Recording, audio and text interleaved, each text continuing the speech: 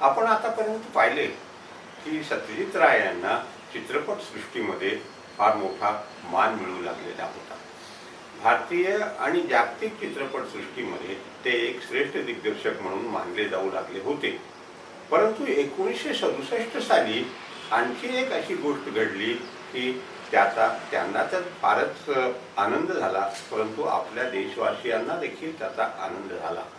ती म्हणजे 1967 साली त्यांना मॅगसेसे पारितोषिक देण्यात आले. आशियामधील समाज जीवनावर अत्यंत महत्त्वाचा प्रभाव टाकणाऱ्या व्यक्तीला हे पारितोषिक दरवर्षी देण्यात येते. हे पारितोषिक देत असताना पारितोषिक प्रदान समितीने मुख्यत्वे करून हे नमूद केले होते की राय यांच्या चित्रपटामागील जी काही मानवी भूमिका आहे त्यांची, ती भूमिका समाजावर संस्कार करण्यासाठी फार महत्त्वाची आहे. आणि ज्यावेळी राय हे पारितोषिक घेण्यासाठी गेले त्यावेळी त्यांनी आवर्जून या गोष्टीचा उल्लेख केला आणि ते म्हणाले की माझ्या चित्रपटातील तंत्रापेक्षा त्या चित्रपटामागचा उद्देश या समितीने त्यांनी घेतला आणि मला हे पारितोषिक दिले, याबद्दल मला आनंद वाटतो. यानंतर राय यांच्या मनामध्ये लहान मुलासाठी एक चित्रपट काढावा असे आले. त्यांचे आजोबा उपेंद्र किशोर राय आणि त्यांचे वडील सुकुमार राय हे दोघे देखील लहान मुलांसाठी उत्तम साहित्य लिहिणारे लेखक होते. त्या दोघांनीही मुलांच्यासाठी कथा लिहिल्या, कादंबऱ्या लिहिल्या, चित्रे काढली आणि त्याबरोबरच त्याचा संस्कार सत्यजित राय यांच्या बालमनावर झालेला होता. दुसरी एक गोष्ट अशी होती की आजकाल त्यांचा मुलगा संदीप हा आता 13-14 वर्षाचा झाला होता आणि तो अनेकदा त्यांना म्हणायचा की बाबा तुम्ही आमच्यासाठी काहीतरी चित्रपट काढा ना, मुलांच्यासाठी काढा. आणि अशा रीतीने हळू त्यांच्या डोक्यामध्ये हे बीज पक्के आले. मग त्यांनी कथेचा शोध घ्यायला सुरुवात केली आणि कथा त्यांच्या घरातच होती. एक कथा त्यांनी खूप लहानपणी वाचली होती. ही त्यांच्या आजोबांची कथा गोपी गाय बाघा बाय. ही कथा त्यांच्या आजोबांनी 1915 साली लिहिलेली होती आणि ती कथा खूप दिवसापासून राय यांच्या मनामध्ये घोळत होती. त्यांनी आता ती कथा पुन्हा काढली आणि त्या कथेमध्ये आता एक 60 वर्ष जवळजवळ व्हायला आलेली होती. थोडेसे बदल करावे लागतील हे त्यांच्या लक्षात आले. त्यामध्ये त्यांनी काही भर घातली आणि त्या कथेवर एक पटकथा तयार केली. Not for the children only but for the child like of all ages ही खऱ्या वाङ्मयाची एक व्याख्या आहे हे त्यांना ठाऊक होते. त्यांनी हा चित्रपट या दोन्ही वर्गाला आवडावा अशा प्रकारचा तयार करण्याचे ठरवले. त्यासाठी त्यांनी त्या चित्रपटामध्ये अनेक मनोरंजक अशा प्रकारच्या गोष्टी घातल्या. या चित्रपटातली पात्रे दोन, एक गोपी आणि एक बाघा. गोपी हा गायक आहे आणि बाघा वादक आहे, तो ढोल वाजवतो उत्तमपैकी. परंतु त्यांच्या अशा भोळसट वागण्यामुळे लोकांना, त्यांच्या गावातल्या लोकांना त्यांचा त्रास होतो आणि ते त्यांना गावाबाहेर हाकलून देतात. आणि मग ते दोघे एका ठिकाणी भेटतात आणि भेटून ते प्रवासाला निघतात. अशी ती सुरुवातीची तिची गोष्ट होती. या कथेतल्या दोन पात्रासाठी राय हे नवीन अभिनेत्यांचा शोध घेत होते. त्यांचा जो नेहमीचा अभिनेता सौमित्र चटर्जी, त्याला असे वाटत होते की ह्या दोन्हीपैकी एक भूमिका आपल्याला मिळेल. त्याची जवळजवळ ही खात्रीच होती. परंतु ज्यावेळेस त्यांनी दुसरीकडे शोध सुरू केला त्यावेळी तो राय यांना म्हणाला की मला यातली एक भूमिका करण्याची इच्छा आहे. पण राय हे आपल्या भूमिकेबद्दल अत्यंत चुजी होते, अत्यंत दक्ष असे होते आणि त्यामुळे ते स्पष्टपणे सौमित्रेला म्हणाले की या भूमिकेसाठी तू वयाने खूप मोठा आहेस आणि त्यामुळे तुला मला या चित्रपटामध्ये घेता येत नाही. मग ह्या दोन मुलांच्या भूमिकेसाठी त्यांनी एक तपन चटर्जी या नावाचा एक नवा तरुण निवडला आणि बाघाच्या भूमिकेसाठी त्यांनी रोबी घोषला घेतले. रोबी घोष हा बंगालमधला एक अत्यंत विनोदी अभिनेता आहे, हे आपण आतापर्यंत पाहिले आहे. पूर्वी राय यांच्या 3 चित्रपटात त्यांनी काम देखील केले होते आणि तो ही भूमिका चांगली करेल अशा प्रकारचा राय यांना विश्वास होता. गोपी आणि बाघा जंगलात जातात, तिथून त्यांच्या ह्या कामगिरीला सुरुवात होते. मात्र तेथे गेल्यानंतर त्यांना रात्री भीती वाटू लागते. जंगलातल्या श्वापदांची भीती वाटते. त्यांना सांगितलेले असते कोणीतरी की जंगलामध्ये रात्रीच्या वेळी भूते येतात. ही भीती घालवण्यासाठी बाघा जोरजोराने आपला ड्रम वाजू लागतो आणि गोपी जोराने आवाज करीत त्याच्याबरोबर गाणे म्हणू लागतो. होते असे की त्यावेळीच भूतांचा सरदार आपल्या काही भूतांना घेऊन त्या बाजूला आलेला असतो. तो ते गाणे ऐकतो आणि त्याला ते गाणे फार आवडते.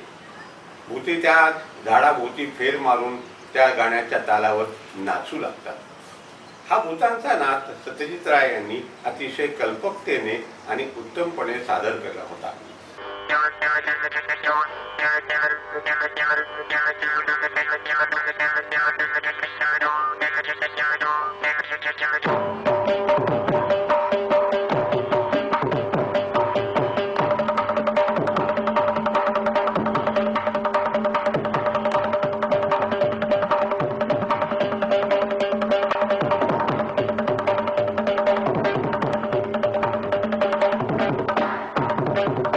आतापर्यंत बंगाली चित्रपटात अशा प्रकारचा प्रयोग कधीही झाला नव्हता आणि हा मुलांनाच काय पण मोठ्यांना देखील अतिशय आवडला.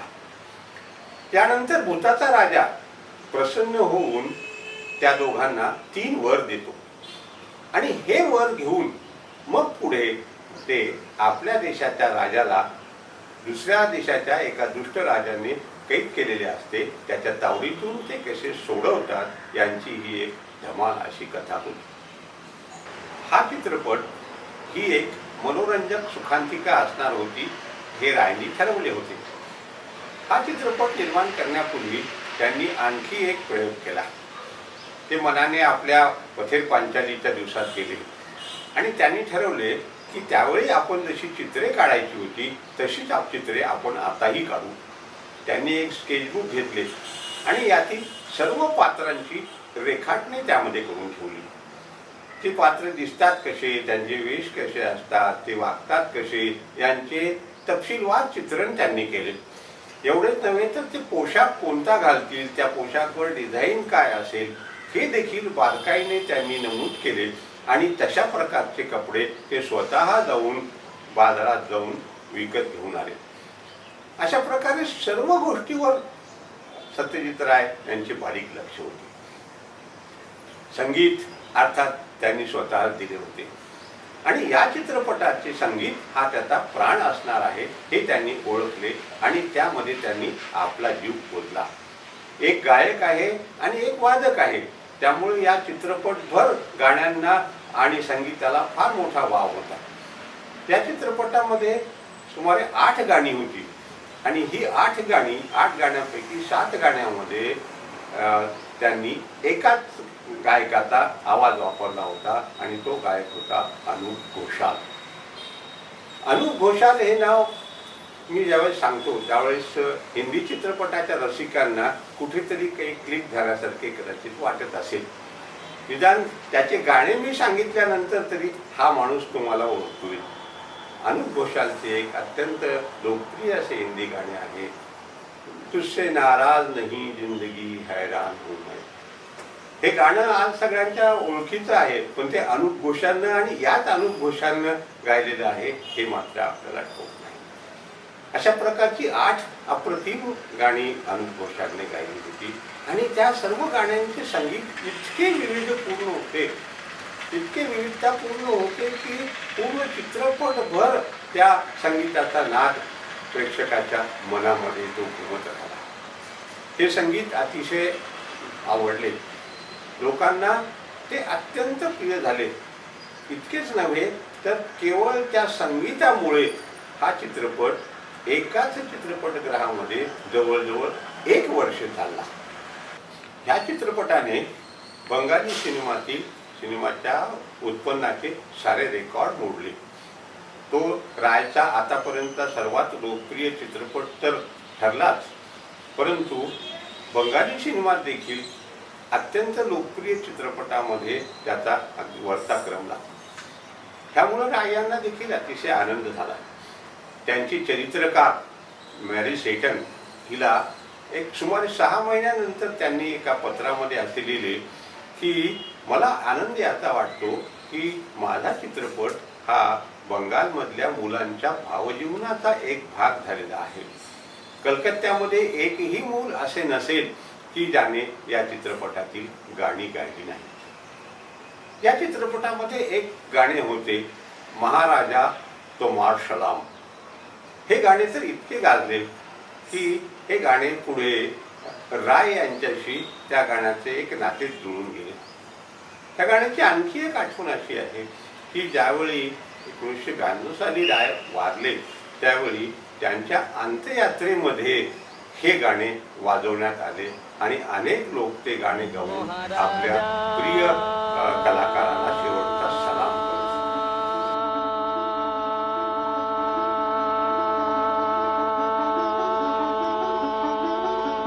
तुम्हारे सेलाम सेलाम सेलाम सेलाम मोरा बांग्लादेशेर থেকে मोरा बांग्लादेशेर থেকে. हा चित्रपट प्रेक्षकांना तर खूप आवडला, परंतु त्याबरोबरच समीक्षकांनी आणि टीकाकारांनीही त्याची स्तुती केली. 1967 सालचे राष्ट्रीय चित्रपट महोत्सवातील स्वर्णकमळ हे बक्षीस या सिनेमाला मिळाले. त्याबरोबरच त्या वर्षीचे सर्वोत्तम दिग्दर्शनाचे बक्षीस देखील राय यांना मिळाले. गोपी आणि बाघा यांची ही कहाणी लोकांना इतकी आवडली की राय यांच्या मनामध्ये या कहाणीला आणखी थोडे पुढे नेत दुसरा एक चित्रपट काढावा असे आले. परंतु त्यावेळी ते काही वेगवेगळ्या प्रोजेक्टमध्ये गुंतलेले होते आणि त्यामुळे त्यांना हा प्रोजेक्ट काढण्याला बराच वेळ लागला. दुसरी गोष्ट अशी होती की ज्यावेळी त्यांनी गोपी गाय बागा बाय हा तयार केला त्यावेळी त्यांच्या मनामध्ये तो चित्रपट रंगीत काढावा असे होते. परंतु त्यावेळी निर्मात्यांनी त्यांचा हा हट्ट मानला नाही. कारण असे होते की निर्मात्याला आतापर्यंतच्या अनुभवावरून माहीत झाले होते की सत्यजित राय यांचे चित्रपट कितपत गल्लागोळा करू शकतात. त्यामुळे रंगीत चित्रपटाचा खर्च आपल्याला परवडणार नाही असे त्यांनी स्पष्ट सांगितले. तरी देखील राय यांनी गोपी गायचा शेवटचा जो भाग आहे 10-1 मिनिटाचा तो रंगीत केलाच. पण ते यावेळी राय यांच्या मनामध्ये पक्के होते की आता नवा चित्रपट तरी आपण रंगीत काढूया. सुदैवाने बंगाल सरकारने पुन्हा एकदा राय यांच्याकडून एक चित्रपट करून घेण्याचे ठरवले आणि त्यावेळी राय यांनी पहिली अट अशी घातली की हा चित्रपट रंगीत असेल आणि तो मान्य करण्यात आला. या चित्रपटाचे नाव राय यांनी हिरोक राजार देशे असे ठेवले. हिरोक या नावाचा एक देश आहे की ज्या देशामध्ये उत्तम उत्तम हिरे सापडतात आणि तेथला राजा त्या हिऱ्यांच्या बळावर अत्यंत श्रीमंत आणि अत्यंत मगरूर बनलेला आहे. तो एक हुकुमशहा आहे. त्याला असे वाटते की आपल्या प्रजेने आपल्या तोंडातून आलेला प्रत्येक शब्द झेलावा. आपल्या विरोधी कसलेही मत त्याला पटत नाही आणि तो असे मत व्यक्त करणाऱ्या माणसाला तात्काळ सजा देत असे. त्याच्या पदरी एक जादूगार शास्त्रज्ञ होता.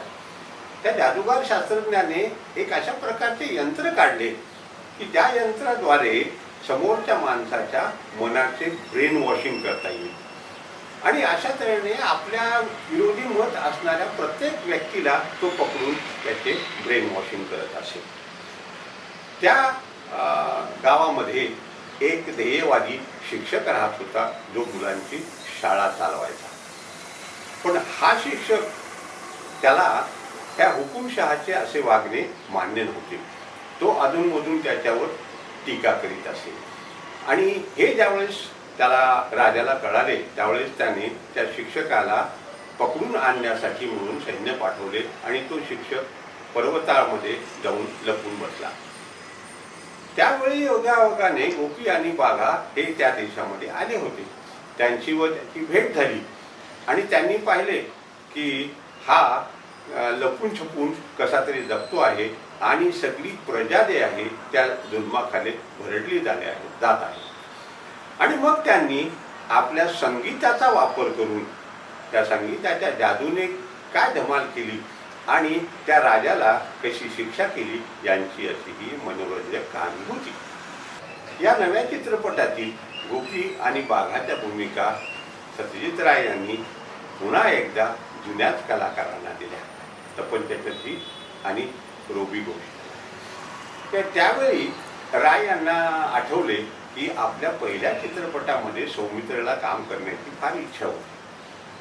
त्यांनी ठरवले की त्याला एक छोटासा का होईना पण रोल या चित्रपटात द्यायचा आणि म्हणून त्यांनी या ध्येयवादी शिक्षकाची भूमिका थोडीशी विस्तारली आणि ती भूमिका त्यांनी सौमित्र चटर्जीला दिली. सौमित्र चटर्जी अर्थातच आधी फार खुश झाला आणि त्याने ती छोटीशी भूमिका देखील अतिशय मन लावून केली.